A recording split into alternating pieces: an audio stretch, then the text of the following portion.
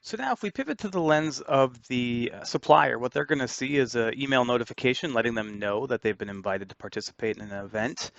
They could have a couple options here. They could just respond to this by attaching and downloading and attaching this bid sheet to the email. They can click a link that's going to bring them right in to submit their bids within Arkestro.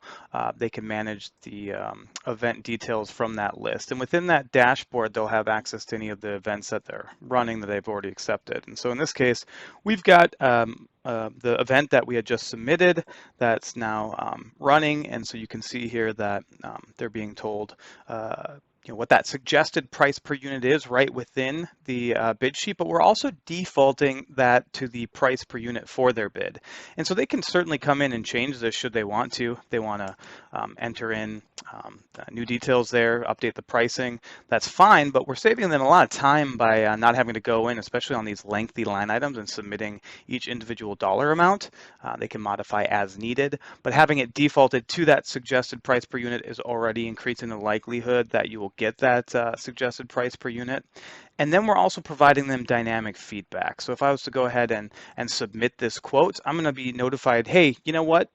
One of the prices that you entered here is not likely to be accepted. And so they're going to know along the way if their bid's even competitive in the first place or not.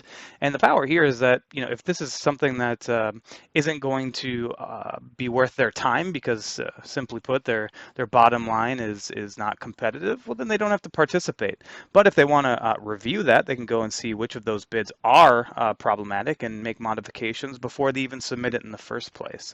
So we take that into account for a single round event, and we're giving them that feedback to allow them to know where they need to be at roughly to be competitive. And so if we look at a multi-round event, what we'll see is that we're going to let them know what place they're in throughout the various rounds, whether that be third, second, or top two. Really, it starts to sort of become gamified when we don't let first place know that they're in first place, right? And so even if they are in first place, they're just going to know they're in top two, thereby increasing the likelihood that they might submit a lower bid even if they are winning. But also, we're going to let them know roughly how much they have to be at to even make a competitive bid in the first place after each round.